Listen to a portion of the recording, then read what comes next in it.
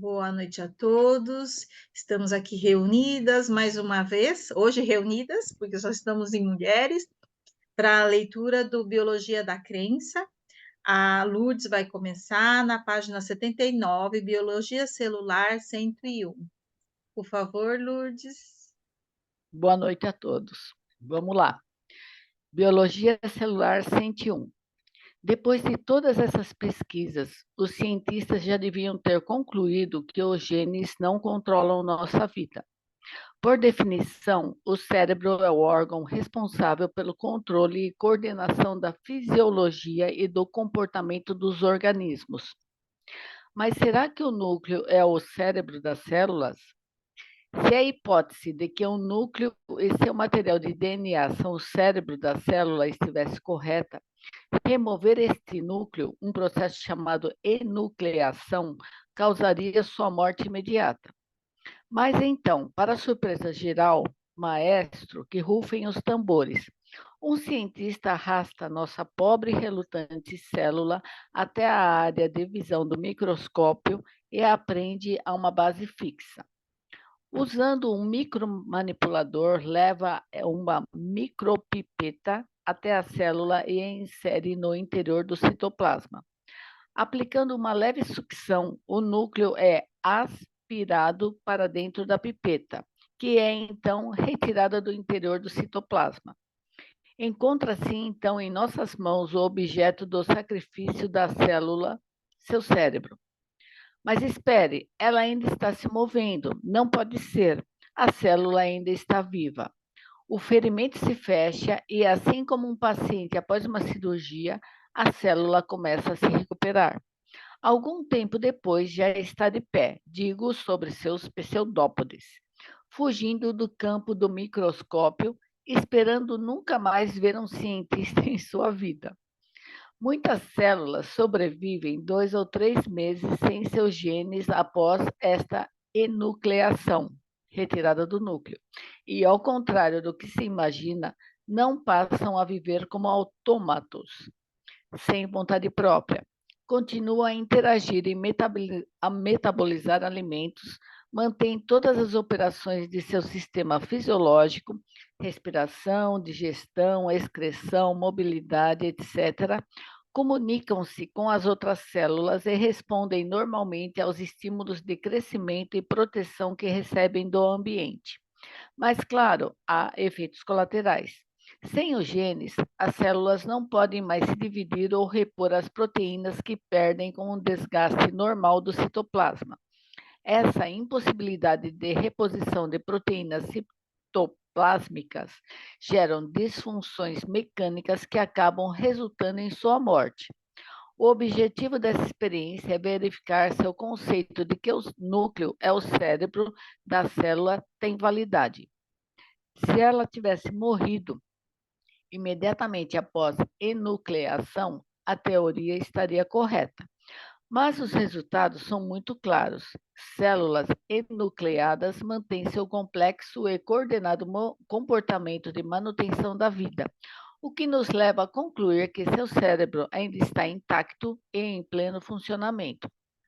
Mas o fato de as células enucleadas manterem as funções biológicas, apesar da ausência de genes, não é uma descoberta nova. 100 anos atrás, os embriologistas já removiam os núcleos das células de ovos e mostravam que uma única célula conseguia se desenvolver até o estágio de blástula, desenvolvimento embrionário de seres de 40 ou mais células. Hoje, as células enucleadas são utilizadas na indústria em camadas de células alimentadoras para a cultura de vírus de vacinas. Bem, mas seu núcleo e seus genes não são o cérebro de uma célula? Qual é a verdadeira contribuição do DNA para a vida celular? Células enucleadas não morrem porque perdem o cérebro, e sim a capacidade de reprodução. Sem essa habilidade, não conseguem mais repor proteínas ou mesmo se dividir para criar réplicas de si mesmas. Então, pode-se concluir que o núcleo não é o cérebro da célula, e sim sua gônada. Confundir órgãos sexuais com cérebro é até um erro aceitável, já que a ciência sempre adotou um comportamento patriarcal. Como machos são normalmente acusados de pensar com suas gônadas, não é de se surpreender que os cientistas tenham confundido o núcleo das células com o cérebro. Epigenética, a nova ciência nos permite resgatar o controle sobre a nossa vida. Aí a gente pode conversar um pouquinho ou dou continuidade?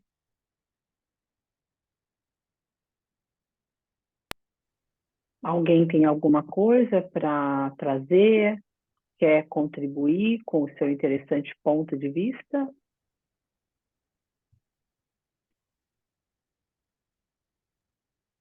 É que, na verdade, o que a gente acabou de ver aí é que, pelo menos eu entendi isso, né? É que existe, em cada célula, existe uma vida própria. Será que dá para dizer isso? Não é? Deu para entender isso, que se não é o núcleo, o cérebro da célula é a sua gônada. Aí a gente teria que entrar em detalhes a respeito da gônada, né? É o Então, sistema cada uma... reprodutor, né? Ah, tá. Aí, cada uma, então, é independente da outra, de certa forma, Eu tenho a impressão ou que não? sim, né? Pelo que ele colocou aqui, do modo como ele está colocando, eu tenho a impressão que cada célula, entre aspas, tem a sua própria gônada. E retirando ela, com o tempo, ela vai morrer e não vai se reproduzir, né? Vai perder essa capacidade. Entendi por aí só.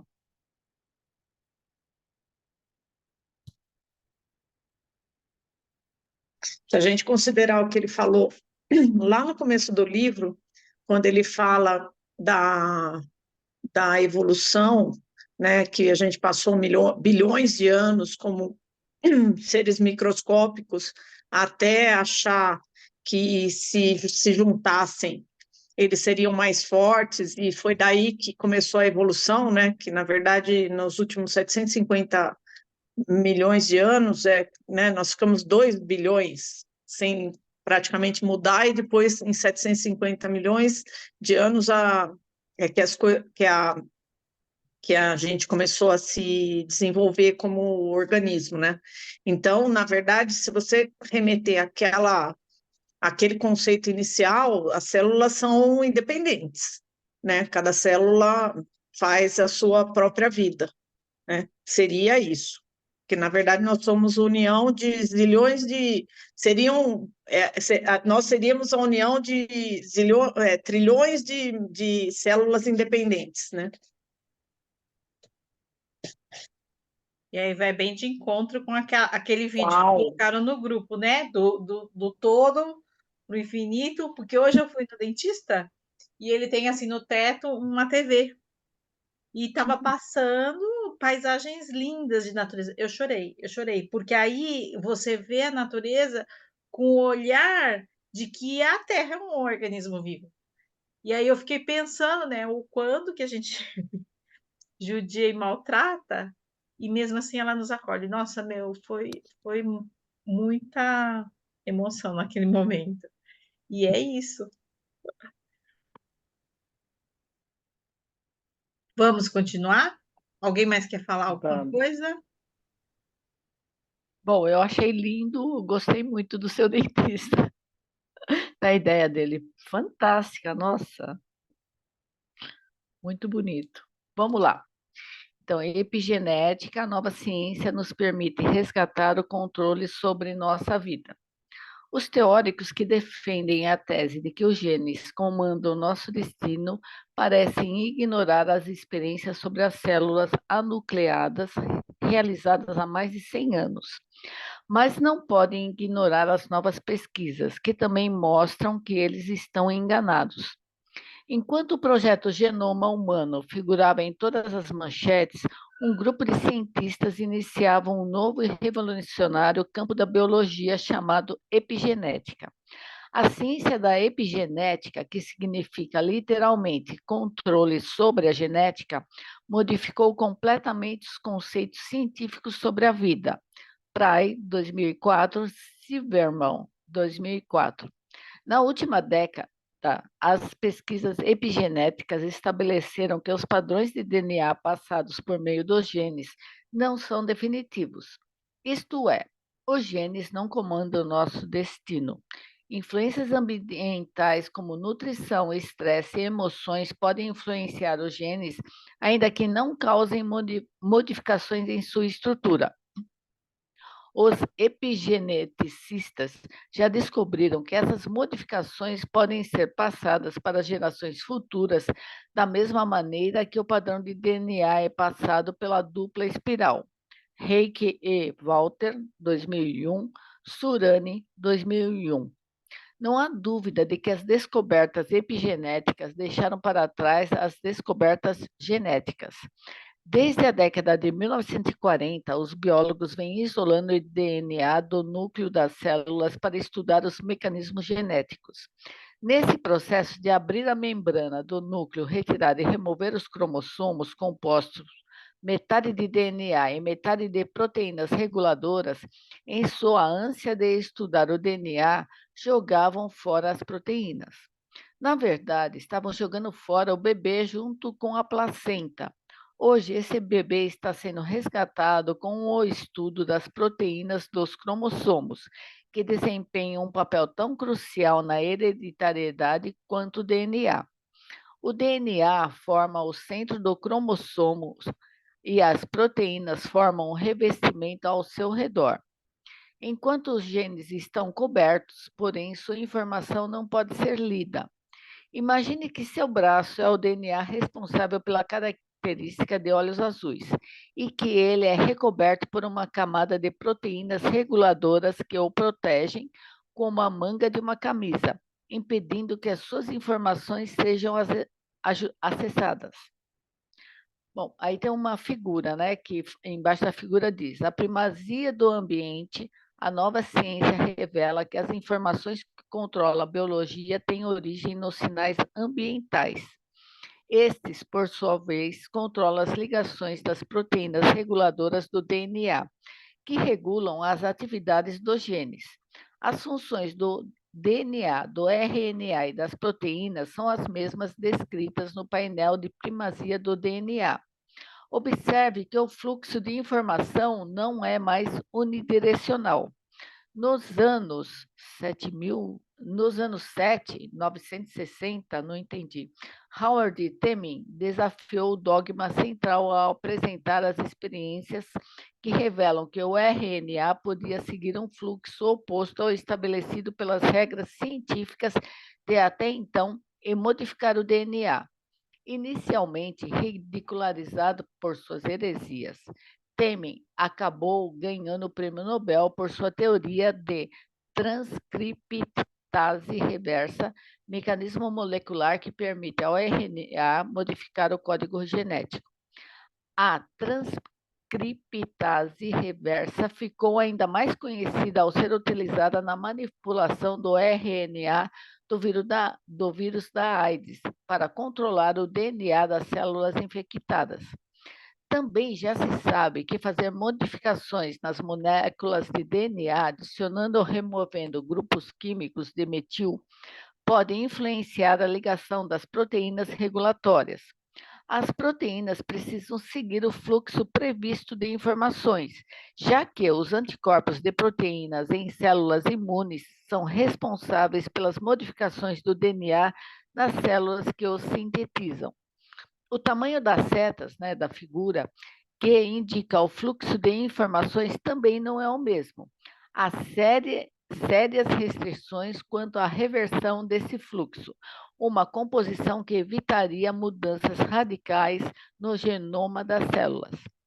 Aí, voltando ao livro, né, o conteúdo, como se remove essa manga, né, a manga da camisa que impedia, né, que o braço determinasse a cor azul dos olhos. Somente um sinal do ambiente pode fazer com que essa capa de proteína modifique seu formato, como ocorre com a dupla hélice de DNA. Por exemplo, permitindo que seus genes sejam lidos. Quando o DNA fica exposto, a célula pode fazer uma cópia dele e a atividade do gene passa a ser controlada pela presença ou pela ausência da capa de proteína, que, por sua vez, é controlada pelos sinais do ambiente. A história do controle epigenético é a história de como os sinais ambientais controlam a atividade dos genes. Agora, fica claro que o quadro de primazia do DNA tem falhas. O esquema revisado do fluxo de informações hoje pode ser chamado de primazia do ambiente. Esse novo e mais sofisticado fluxo de informações da biologia começa com o sinal do ambiente que age sobre as proteínas reguladoras, depois sobre o DNA, o RNA e finalmente sobre o resultado final, a proteína. A ciência da epigenética também deixa claro que há dois mecanismos pelos quais os organismos transmitem suas informações hereditárias. Ambos permitem aos cientistas estudar tanto as contribuições da natureza, genes, quanto as do aprendizado, mecanismos epigenéticos, sobre o comportamento humano.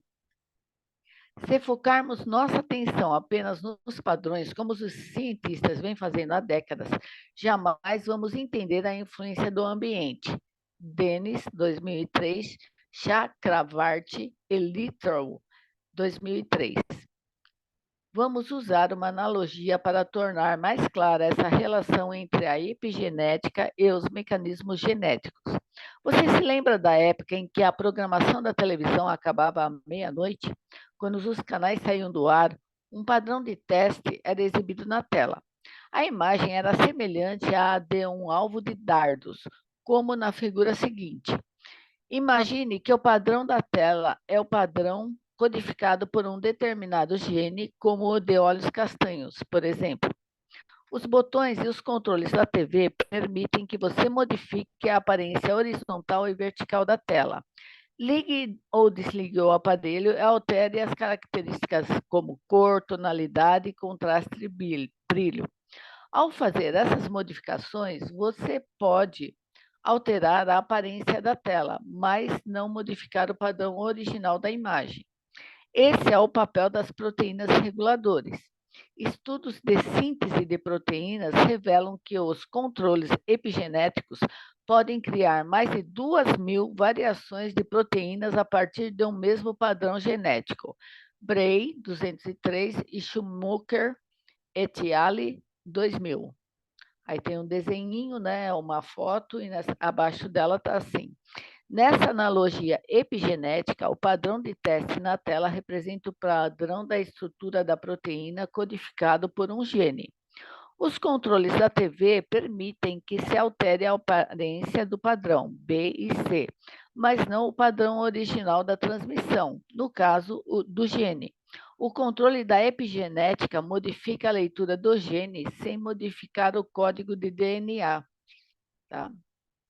Aí, se alguém quiser comentar alguma coisa, antes de entrar na outra parte.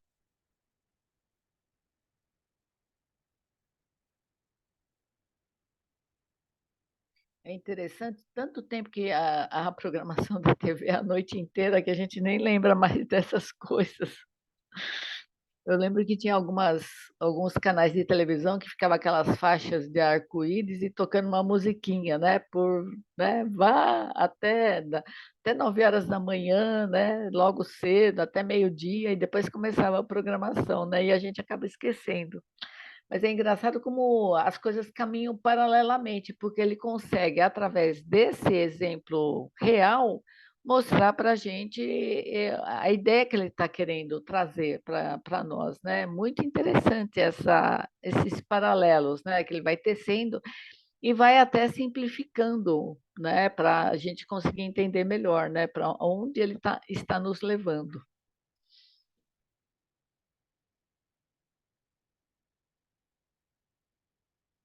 Alguém mais?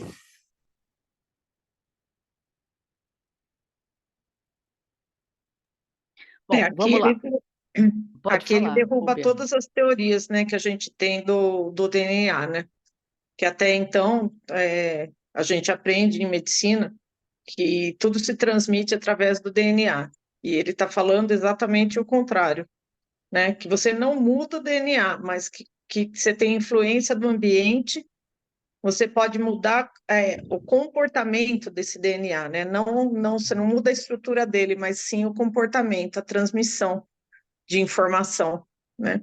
E isso é uma coisa bem, bem nova. Bom, a epigenética é uma ciência nova mesmo, a, né, se a gente pensar em medicina tradicional.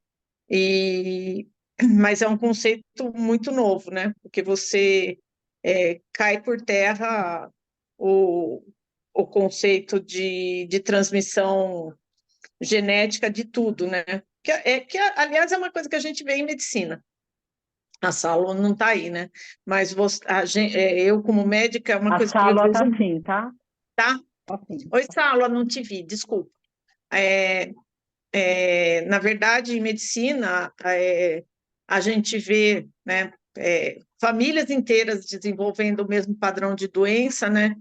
E às vezes doenças previsíveis, né, geneticamente, que a gente fala assim, minha mãe teve, meu pai teve, vou ter também, você não desenvolve, ou alguém da família não desenvolve, né? Então, daí dá para a gente fazer essa analogia da influência do ambiente, né? Do tipo de vida que a pessoa vive, as escolhas que ela faz, né? Para modificar a, como é que chama? Para modificar o comportamento do DNA, né? Então, é bem interessante isso. E é revolucionário, inclusive, para a medicina, né? Muito legal você falar, Rô.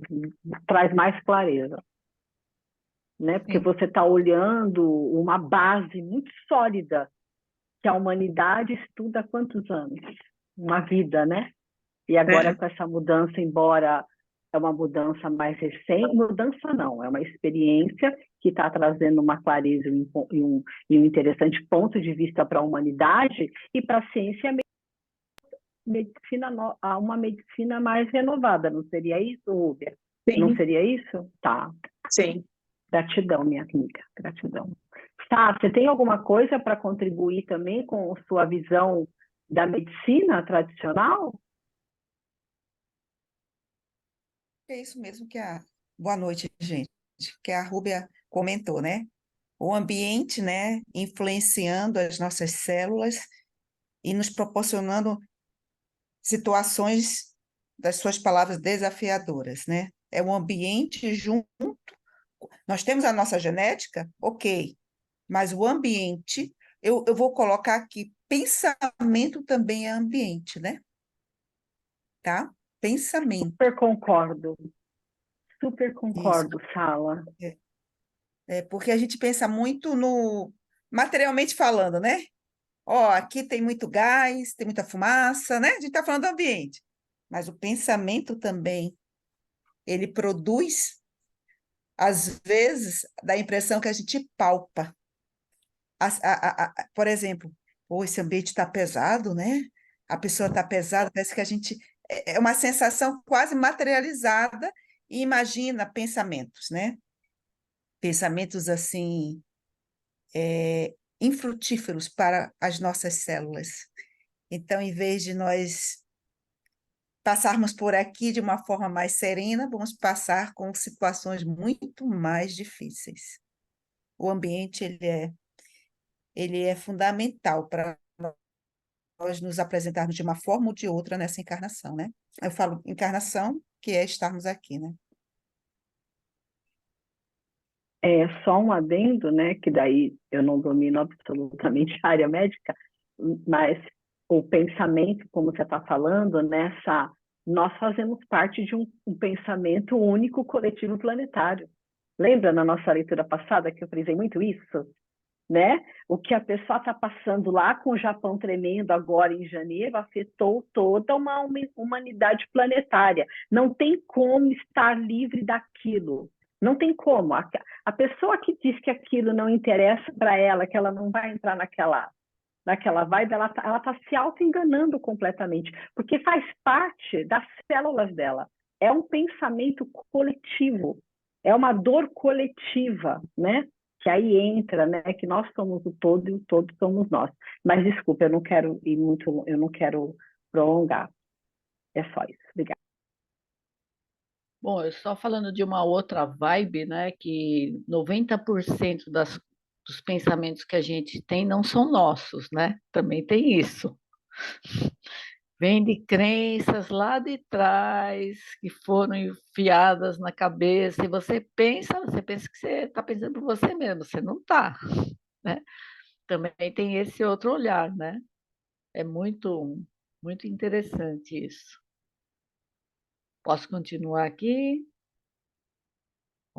Tá. Experiências da vida dos pais moldam o perfil genético das crianças. Sabemos que as regulagens geradas pelo meio ambiente descritas acima podem ser passadas de geração em geração. Um estudo importante publicado pela Universidade de Duke em Lu de agosto de 2003 sobre biologia molecular e celular mostra, por meio de experiências com ratos, que um ambiente rico pode ter influência mais fortes que as mutações genéticas. Waterland e Girtler, 2003. Neste estudo, cientistas observaram os efeitos de suprimentos dietéticos sobre ratas prenhes com genes de cutia. Esse tipo de rato costuma apresentar pelagem amarela e obesidade extrema, o que predispõe a doenças cardiovasculares, diabetes e câncer. Bom, aí tem a foto de dois, né? Tem um rato maior, né? Não é é um rato e um ratinho menor, e embaixo está escrito: as irmãs cutias, fêmeas cutias de 1 ano de idade, geneticamente idênticas. Suplementos metiladores da doadora materna alteram a coloração da pelagem de amarelo para marrom e fazem com que a incidência de obesidade, diabetes e câncer seja reduzida. Foto cortesia de Girtler e Waterland. Desculpa, eu não sei ler esses nomes estrangeiros. Vamos embora. Na experiência, um grupo de cutias-mãe amarelas e obesas recebeu suplementos ricos em metil do tipo encontrado em lojas de produtos alimentares, ácido fólico, vitamina B12, betaína e colina. Esses suprimentos foram escolhidos porque muitos estudos mostram que o grupo químico metil está associado a modificações genéticas. Ao entrar em contato com o DNA, esses nutrientes modificam as características das proteínas cromossômicas reguladoras.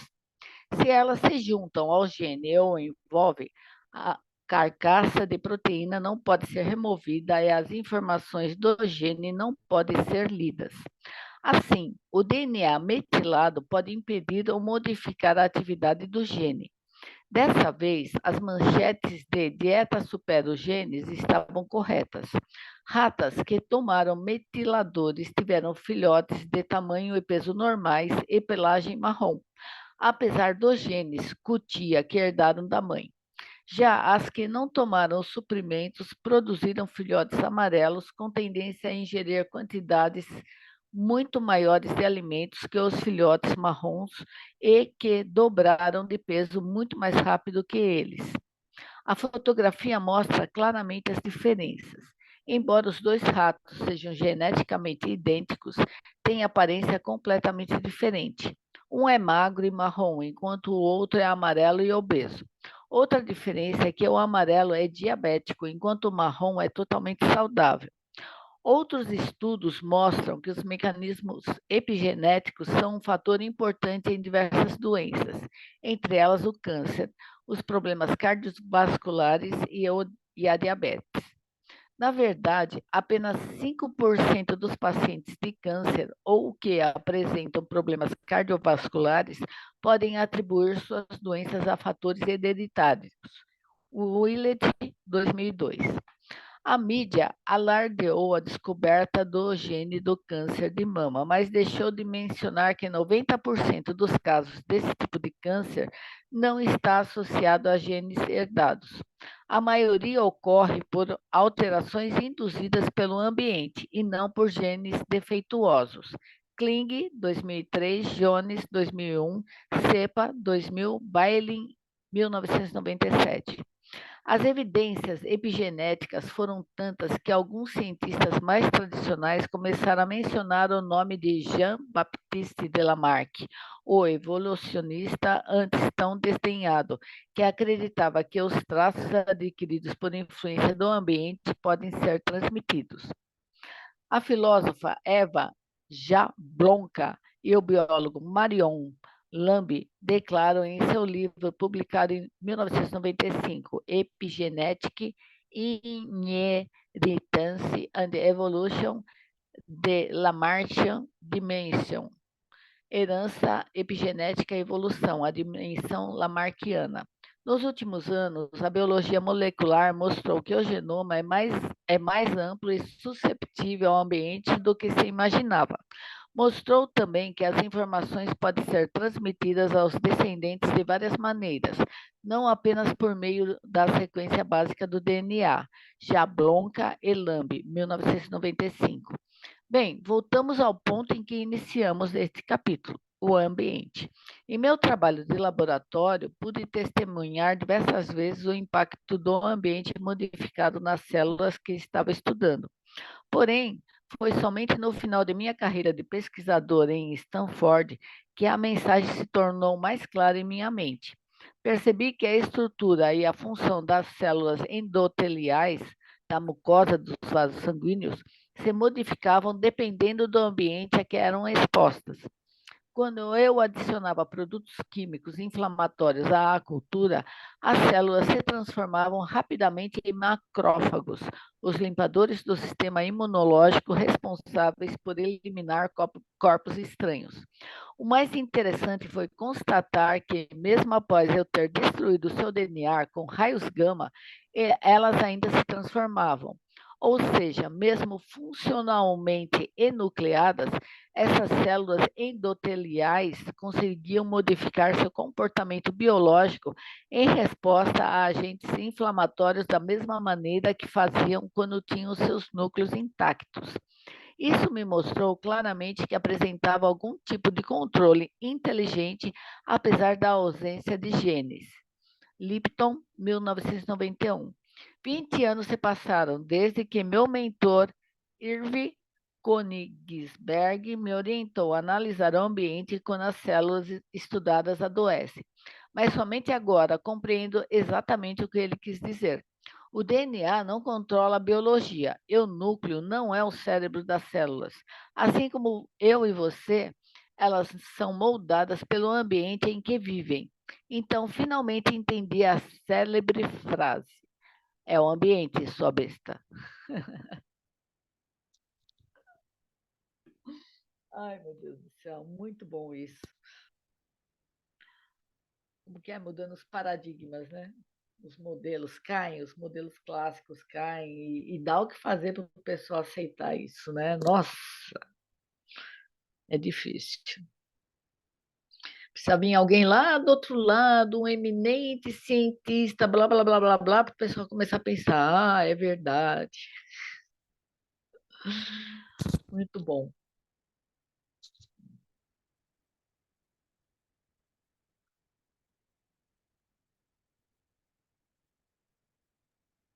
Então, né, parece que cada parte que a gente lê, cada capítulo, cada frase é mais uma descoberta de como cada célula funciona, né? Como tem informação nessa vida celular. Olha, eu estou admirada, viu? Admirada.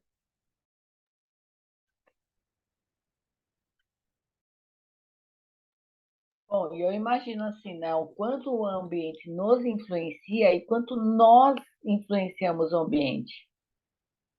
Também tem um contrário, né? A gente vai influenciar esse ambiente, quer queira, quer não. Não tem como se isentar, né? Falar, eu não sou responsável por isso, né? A gente pegar pela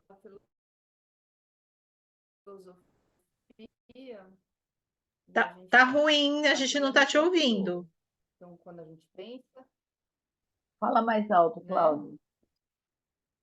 vai acabar aqui.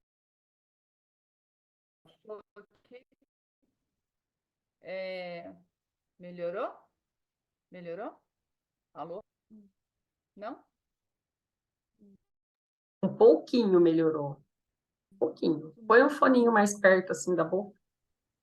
Não, acho que esse. Aqui. Aqui? Deu? Melhorou? Não, quase não dá para Acho ouvir. que é o meu computador mesmo. Espera aí um pouquinho. Melhorou? Oi?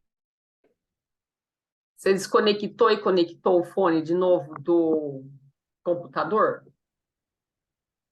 Não dá para ouvir? Travou a imagem dela. Oi? Melhorou?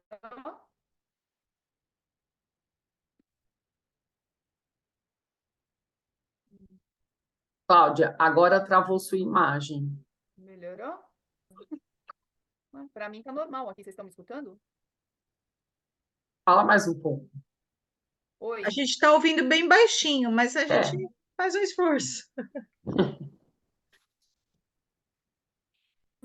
Não sei, o meu computador às vezes eu já tive um problema da outra vez. Não sei como resolver. E nós somos seres criadores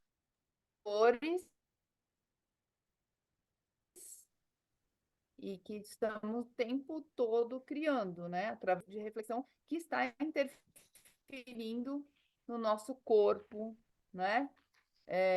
Os médicos aqui, as médicas e quem também estuda mais sobre isso, pode até falar mais sobre a questão da psicossomática, né?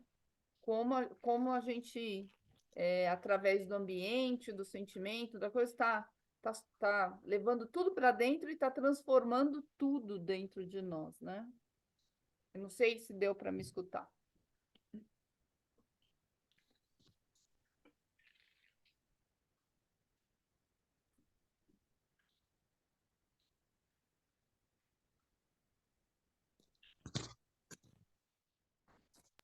O Marcos levantou a mão.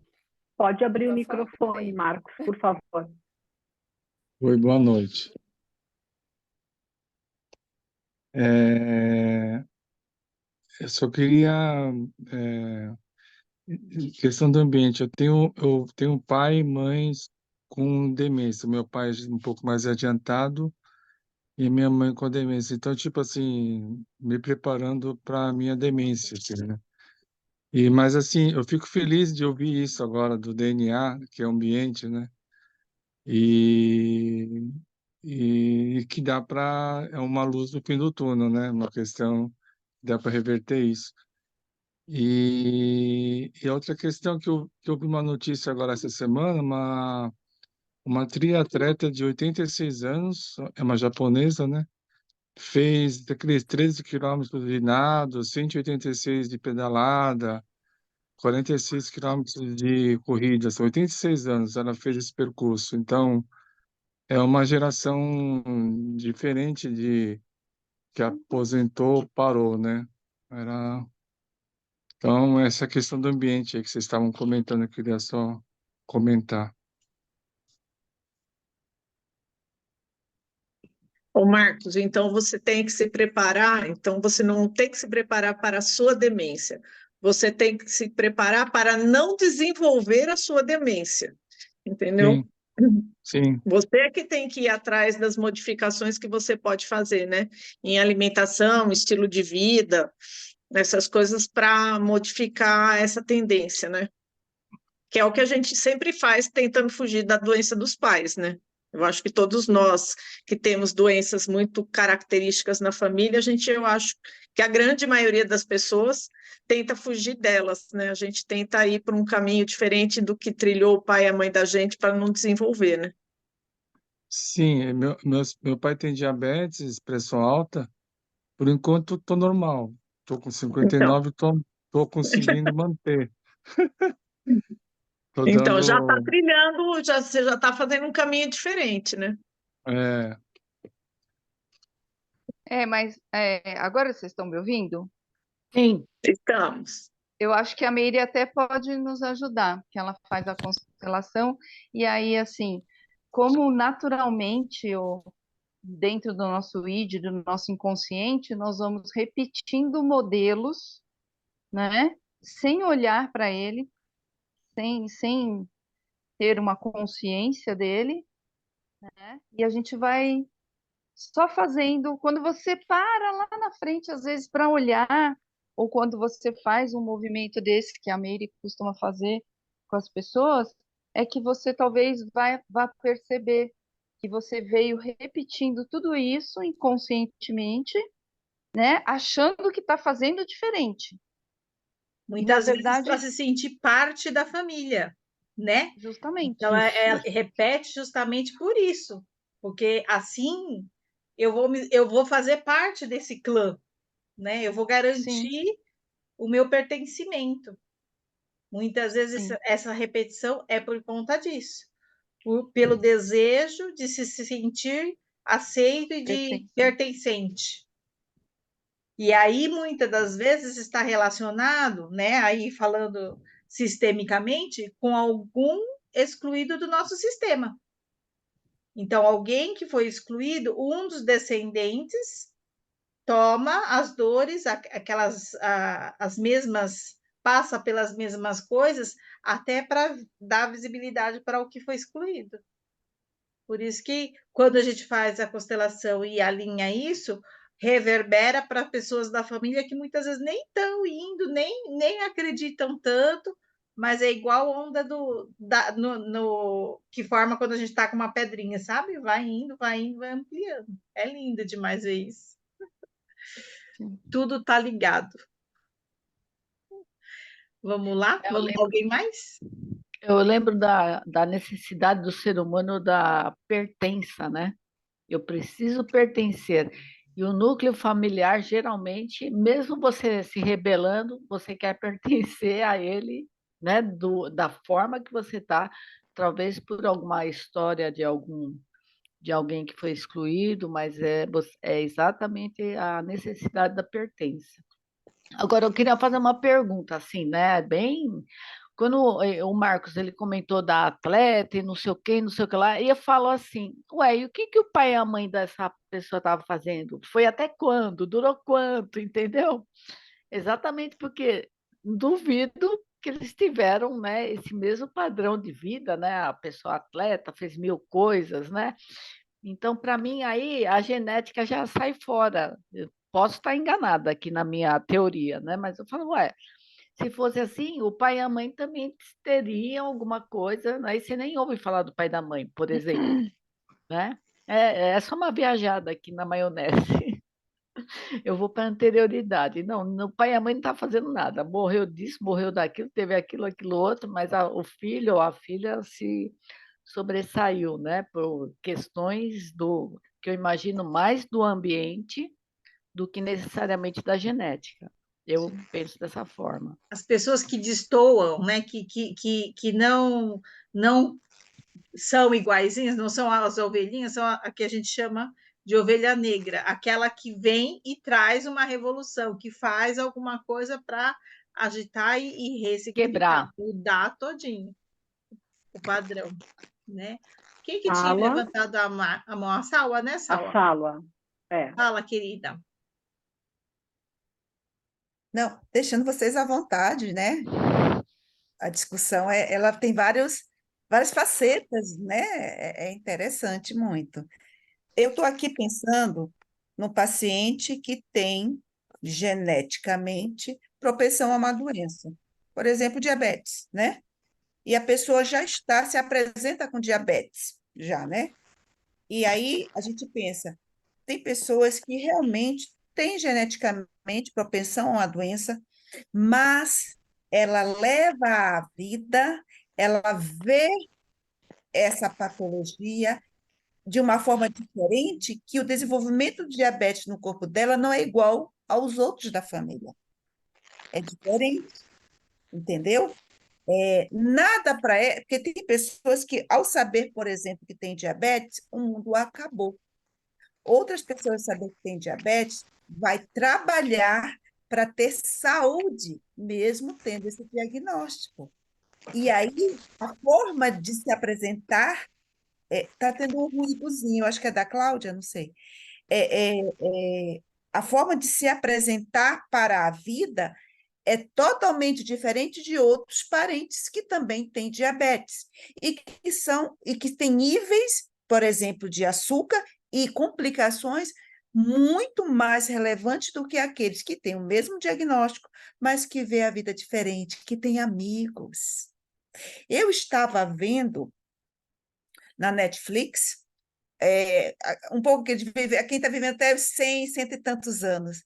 E eles colocando, além dessa forma de ver a vida, ter amigos, sorrir, né? Fazer atividade física. Tudo isso faz com que, mesmo geneticamente, você tenha propensão a uma patologia, ela se desenvolva e ela se manifeste de forma bem diferente dos outros da sua família, né?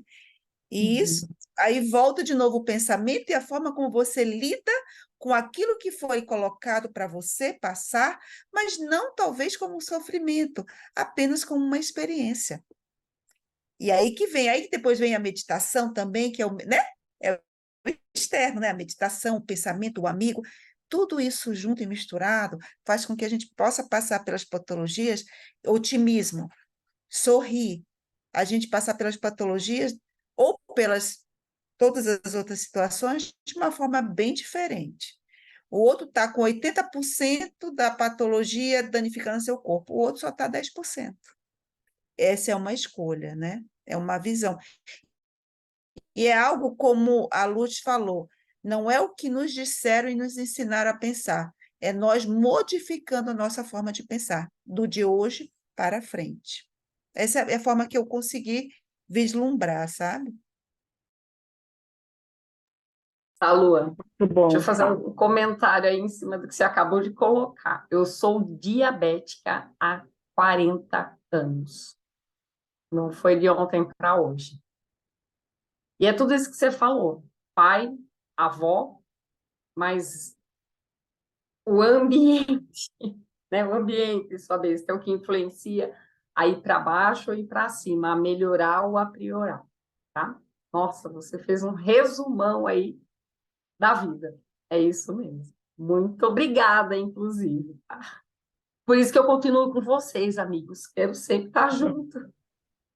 Sim, é o É, ambiente. O ambiente da egrégora faz muito bem, uhum, não é? Porque é É encantador. isso Mesmo mesmo. eu, que não consigo estar presencialmente assistindo, né? Muitas vezes eu ponho o fone aqui, estou trabalhando, conversando com alguém que está lá no setor, mas só de você saber que você está conectado com aquela egrégora, mesmo que você não esteja lá presencialmente na sala assistindo e ouvindo, você sente a energia.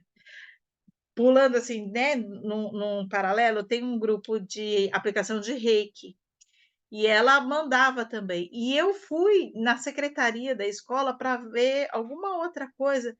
Eu comecei a sentir uma moleza, assim, eu falei, meu Deus do céu, eu tava, que é isso que está acontecendo? Nossa, sabe assim, uma letargia mesmo. Falei, gente, eu estava tão pilhada, mas o que é isso? Será que a pressão que caiu? Sentei, peguei o celular. Claro que eu peguei o celular, todo mundo no grupo. Obrigado pelo envio, obrigado pelo envio. Falei, era o rei que estava chegando aqui, que estava chegando aqui. Eu falei, gente do céu, eu tinha esquecido do horário, né, que era para a gente estar conectada, e mesmo assim eu recebi. Eu falei, olha, a turma é boa. Fala, Marcos. Uma pergunta que a Júlia pediu para fazer é, para as médicas, né? Que estão as médicas aqui. Tem as doenças, né? Os sofrimentos. Mas tem gente que não quer ser curado, né? Quer continuar na doença. É uma escolha isso. Existe isso ou porque não sei como é que eu vou falar. Sempre está com dor, sempre está com dor. Tipo, então se cura, né? Não, você quer continuar com dor e não quer sair desse ambiente, sei lá, se isso que é uma questão, Rubem, eu um posso falar um padrão. pouquinho? Sim. Olha, aí a gente vai um pouquinho para a psiquiatria, né? Ou para a psicologia. Se eu me curar, eu não terei a atenção, eu não serei o centro das atenções.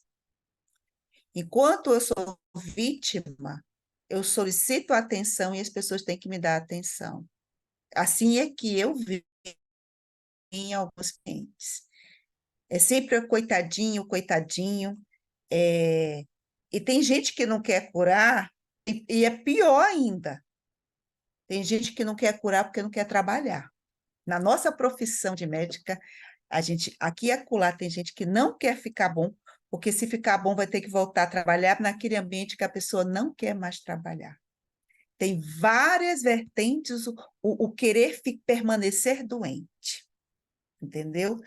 Às vezes a pessoa nem tem consciência disso, de que ela não melhora porque ela não quer voltar a trabalhar. Não, eu não consigo trabalhar, olha a minha dor, olha, eu não consigo. Mas lá dentro, lá por trás, está aqui a Patrícia, que deve talvez ter visto alguém. Tem pessoas que querem permanecer naquela forma que se encontra, alimentando e retroalimentando, porque a mudança seria para aquela pessoa ter que enfrentar, né, a sua realidade. Então, é melhor ficar no casulo da doença. E eu falo mais ainda. Aí eu vou para a rua. Vocês lembram aquelas pessoas que têm uma ferida na perna e que nunca cura na rua pedindo dinheiro? Aí eu estou extrapolando, tá? Só para a gente. Vocês já ouviram falar aquela ferida que nunca fecha? Que parece que a pessoa cutuca sempre para nunca fechar, que é para poder ficar ganhando? Eu fui para outro extremo, mas mostrando que como é o ser humano. Mas Sim. é só para citar, esse caso do que eu falei da rua não é o que a gente está discutindo aqui, né? Ali é a malandragem, né? Mas eu quero dizer que até isso existe, né? Não é o caso da pessoa que não quer se curar. Tem pessoas que ficam doentes, quer permanecer doente, para os filhos ficar perto, para o marido não se divorciar. Tem uma série de situações. Gente, eu não sou psiquiatra, não, é que eu já vi algumas situações. Eu acho que a Rúbia talvez possa até contribuir, não sei se tem. Hum. Mas nós temos que ter saúde. Eu vou falar uma coisa da ambiência para vocês. Eu vou falar de uma geladeira, que a Patrícia sabe do que eu vou falar. Vai falar de uma geladeira, eu vou falar de uma geladeira para vocês. Eu tenho uma geladeira aqui em casa que quando vai acontecer alguma coisa ruim, ela grita. E é no congelador.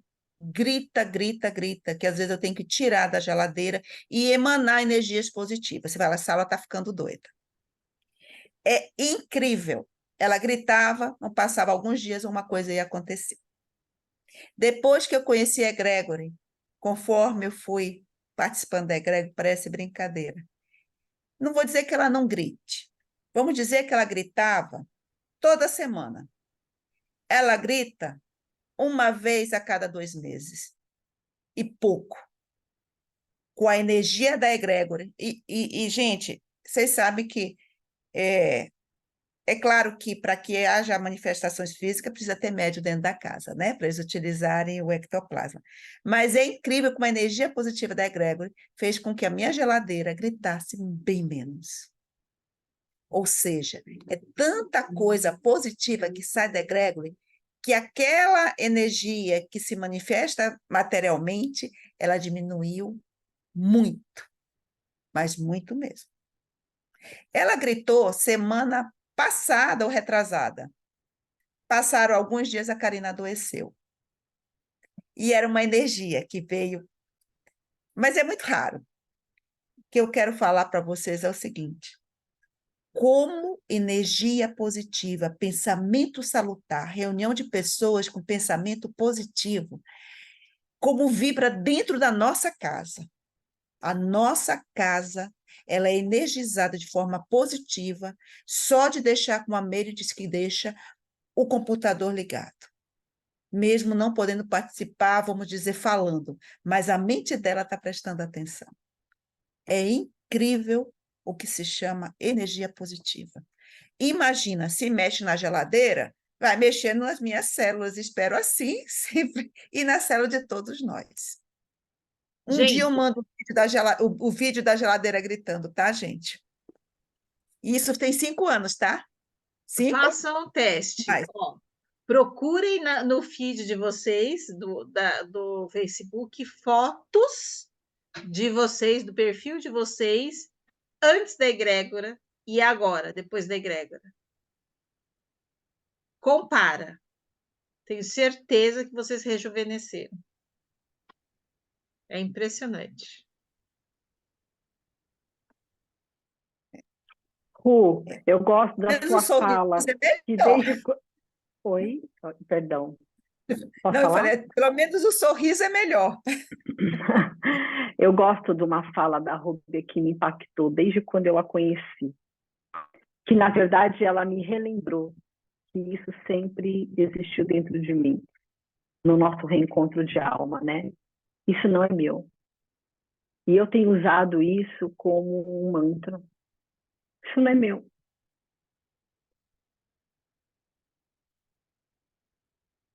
E eu tenho ensinado isso também. Isso não é meu. Bora lá, gente? Vamos retomar? Mais alguém? Então, vamos um pouquinho além. Então, se isso não é seu, você manda de volta com consciência anexada. Entendeu? Porque a pessoa que, de alguma maneira, indiretamente, né, querendo ou não, ela te enviou essa energia mais densa, você devolve, mas com uma consciência anexada, para que ela também tome essa consciência. Pode POC. Pode, pode.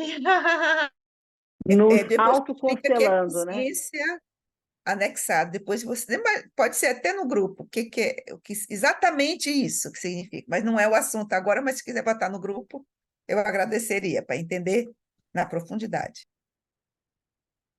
Eu acho que eu tenho a sequência das frases. Se eu achar no meu celular, eu ponho no grupo, que termina com pode POC, que eu falei. Vamos lá, senão a Loló não vai ler. Já tá Senão eu quase, começo quase. e não dá tempo de terminar. Então, vamos lá. Capítulo 3, no PDF, está na página 46. A membrana mágica. Agora que conhecemos melhor o mecanismo das proteínas, desbancamos o conceito de que o núcleo das células é o cérebro e o centro de suas funções vitais. E reconhecemos o papel crucial do ambiente nesse processo. Estamos prontos para a parte mais interessante, aquela que vai fazer todo sentido em sua vida e mostrar como você pode modificar. Este capítulo trata daquilo que considera o verdadeiro cérebro das células, a membrana.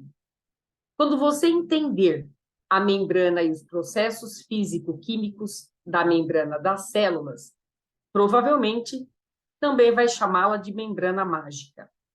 Em inglês, é até mais fácil fazer a associação entre as palavras membrane e brain, membrana e cérebro, pois a pronúncia é parecida. Em minhas palestras, uso muito o trocadilho magic membrane. Quando entender o conceito mágico da membrana, que abordo neste capítulo, juntamente com o do universo maravilhoso da física quântica, no próximo, você vai me dar razão quanto ao fato de os jornais de 1953 terem dado manchetes totalmente erradas. O verdadeiro segredo da vida não está na famosa dupla espiral, mas sim na compreensão dos mecanismos simples e elegantes da membrana mágica, que fazem com que o seu corpo transforme os sinais do ambiente em comportamento. Quando comecei a estudar a biologia celular em 1960, a ideia de que a membrana podia ser o cérebro da célula seria uma piada se fosse defendida. Devo concordar que, naquela época, os estudos sobre a membrana ainda eram praticamente inexistentes. Os cientistas consideravam apenas uma espécie de pele simples e semipermeável de 3 camadas que envolvia o citoplasma. Pense em algo parecido com o plástico bolha usado para fazer embalagens, porém apenas com buracos, sem bolhas. Outra razão para que a ignorassem era o fato dela ser muito fina, 7 milionésimos de milímetro de espessura. Só pode ser vista por um microscópio eletrônico, criado depois da Segunda Guerra Mundial. Portanto, antes de 1950, os cientistas nem tinham como confirmar a sua existência. Pensavam que o citoplasma se mantinha unido devido à sua consistência gelatinosa. Com os novos microscópios, descobriram que todas as células vivas têm uma membrana e que ela é composta de 3 camadas. No entanto, parecia ser uma estrutura tão simples que não chamou a atenção. Na verdade, as 3 camadas escondem uma imensa complexidade. Os biólogos celulares descobriram as grandes habilidades da membrana celular, estudando os organismos mais primitivos do planeta, os procariontes. Os procariontes incluem as bactérias, consistem numa membrana celular envolvendo uma minúscula gota de citoplasma denso. Embora seja uma forma tão primitiva de vida, tem função específica. Bactérias não vagam pelo mundo como bolas de ping-pong jogadas de um lado para o outro. Executam os mesmos processos biológicos que as células mais complexas. Ingerem, digerem, respiram, excretam e possuem até mesmo um sistema neurológico. Percebem onde estão os alimentos e vão em direção a eles. Além disso, são capazes de reconhecer toxinas e predadores e utilizam manobras de fuga para salvar a sua vida. Ou seja, até os procariontes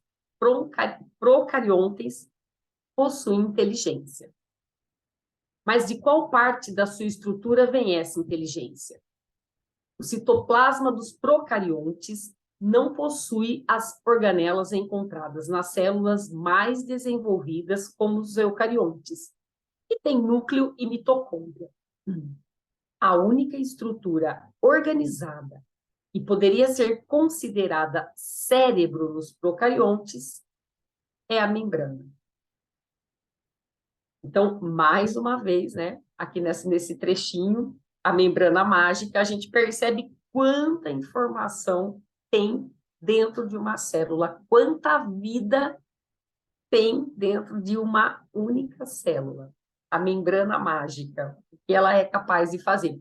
E também deixar claro aqui nesse capítulo que a membrana é o cérebro das células também, né? E não o núcleo. Mas alguém quer fazer algum comentário?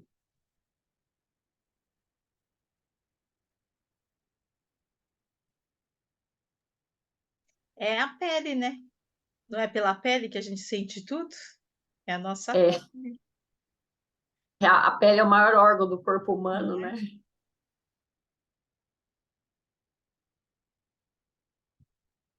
Acho que pode continuar. Posso continuar, então? Então, vamos lá.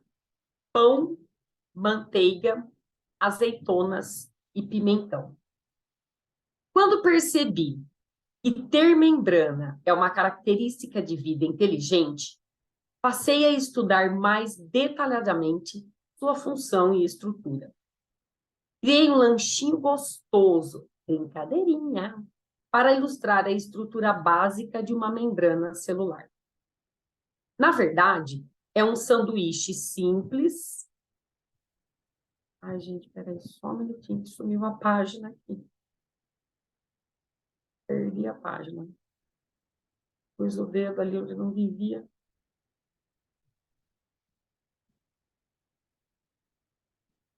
Calma aí.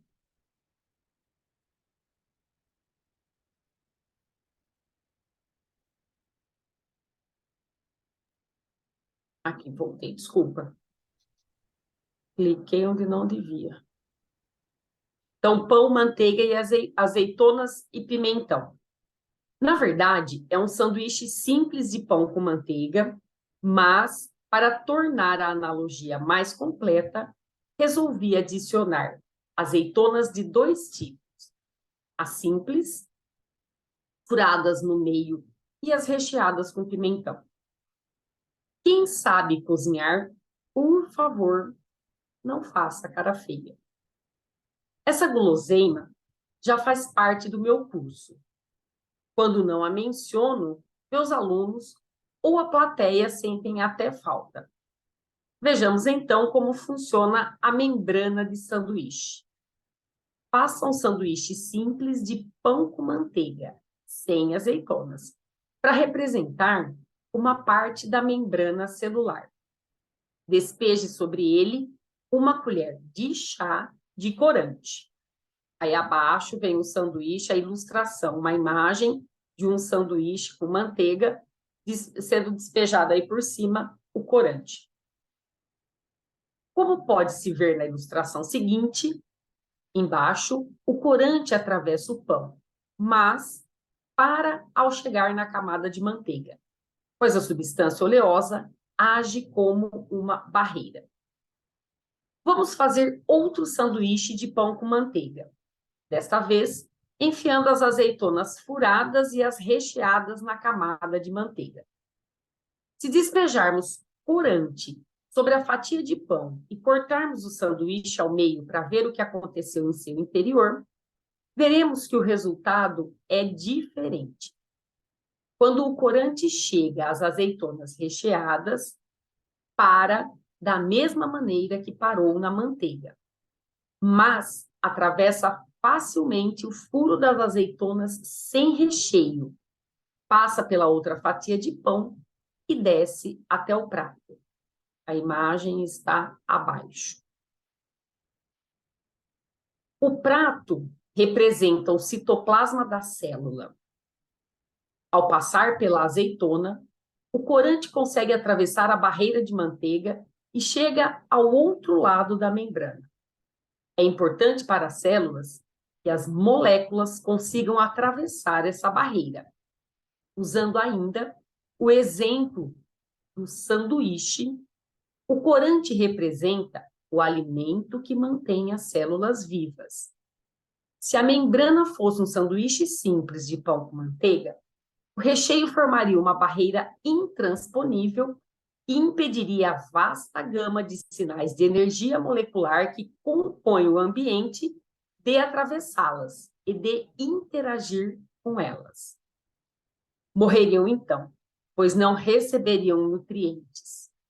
Ao adicionarmos as azeitonas furadas, permitindo que as informações e os alimentos penetrem na célula, reproduzimos o sistema da membrana, um mecanismo engenhoso e vital que permite a entrada de nutrientes selecionados em seu interior. A manteiga do sanduíche representa os fosfolipídios da membrana, um de seus principais componentes. Apresentarei mais adiante o componente azeitona. Costumo chamar os fosfolipídios de esquizofrênicos, porque são compostos tanto de moléculas polares quanto de não polares. Você deve estar se perguntando qual é a relação entre as duas coisas, certo? Mas ela existe. Todas as moléculas de nosso universo podem ser classificadas em polares e não polares, dependendo do tipo de elemento químico que une os seus átomos. A carga positiva ou negativa de cada uma delas estabelece essa polaridade e faz com que elas funcionem como ímãs, atraindo ou repelindo umas às outras. Moléculas de água e de tudo que se dissolve em água são polares. Já as de óleo e de todas as substâncias que se dissolvem em óleo são não polares. Não há cargas positivas ou negativas em seus átomos. Lembra-se do velho princípio de que água e óleo não se misturam? Pois o mesmo se aplica às moléculas polares de água e às não polares de óleo. Para visualizar a ausência de interação entre as duas, pense em um vidro de molho italiano de salada. O óleo e o vinagre se misturam quando o sacudimos, mas se separam assim que o colocamos sobre a mesa. Isso ocorre porque, assim como as pessoas, as moléculas preferem ambientes que lhes tragam estabilidade. Por isso, as moléculas polares do vinagre vão sempre em direção a ambientes polares de água, ao passo que as não polares de óleo procuram um ambiente não polar.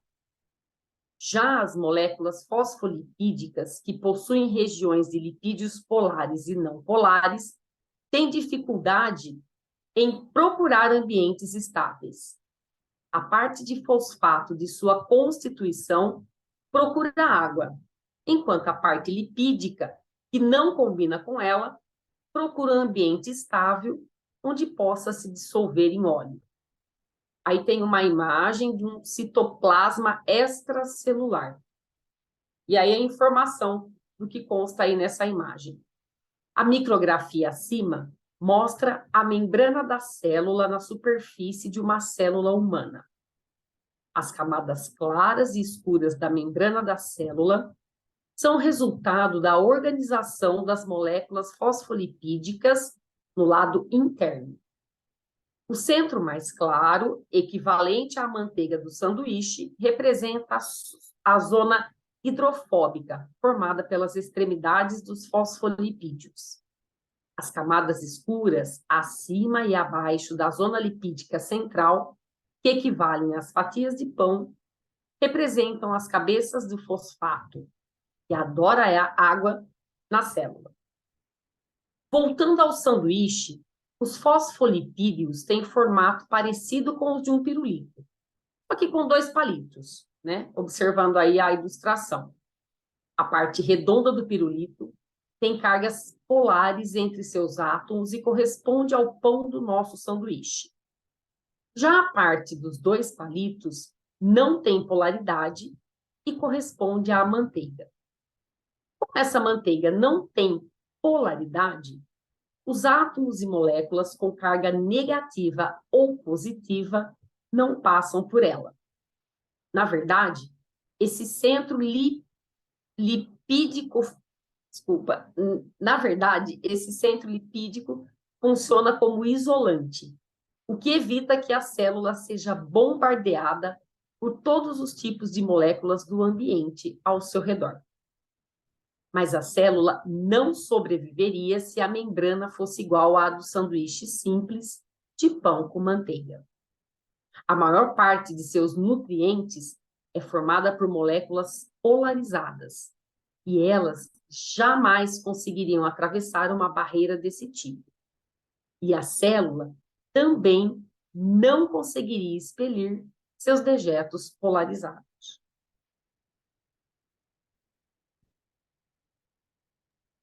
Uau! Bom, alguém quer comentar? A célula, ela é extremamente inteligente. Todos os pontos que compõem essa célula é perfeita. Existe uma maestria para a sobrevivência da célula, que vai desde a polaridade do ambiente, né? E essa barreira que se forma. Porque senão a célula iria entrar tanta coisa dentro dela, que a célula ia explodir. Né? Ela ia ser, se ela atraísse e permitisse, ela ia explodir. Ela consegue selecionar, né? Ou iria sair todos os seus componentes, né? Ou ela iria ficar vazia, ou ela iria ficar obesa, né? Ou ela ficaria magra, desnutrida ou obesa. E desnutrição e obesidade é igual à morte. Eu estou pensando desse jeito para ser de uma forma assim mais didática, né? Tudo tem uma maestria, essa aqui é a verdade, que vem, ó, de uma inteligência muito superior. E que a gente possa aprender, né? O que a gente põe para dentro da gente, as informações que a gente aceita e incorpora e registra no nosso corpo, não é mesmo? Que a gente faz isso com a gente, vai deixando. Vamos no orar e vigiar, né? Começar a corrigir, ficar atento para evitar de trazer disso, esses registros para nós. Não é mesmo? E é só uma membrana, né? Porque os procariontes, as bactérias, são inteligentes por causa dessa membrana mágica, justamente por isso. Só isso, é só uma membrana. Sim, e é lindo demais. Gente, já é 9h30, passou voando. Pois é. Você quer terminar só esse trechinho, Loló? Para não deixar. Ele é longo, É longo, né? Lene. Ele é É. É longo, isso que bem eu estou uma olhando, não parte. é um trechinho, não A é um proteína trechão integral mesmo, da viu? membrana é longo. E quem vai ler a próxima qual vai ser a data daqui 15 dias, gente? Deixa eu ver. 22. Vai ser dia 5 de fevereiro, é Dia isso? 5. Isso. 5 de fevereiro, ok? E quem Eu vai vou ler parar junto aqui. com a... Ah, tá. Gente, não acredito. Não gravou? Gravou, né? Ai, que susto. Tá lá em cima o negócio. Eu falei, cadê? O Renato me mata. Tá aqui em cima o negocinho. Eu vou parar a gravação para a gente poder conversar entre nós quem vai falar na próxima, tá bom? Agradeço a Se não todos me que engano, acompanharam essa leitura. E para quem ainda não está chegando agora, não sabe, tá tudo aí no nosso canal do YouTube, as leituras anteriores para você poder estar assistindo e deixando os comentários aí, tá bom? Muito obrigada e eu vou encerrar aqui a gravação.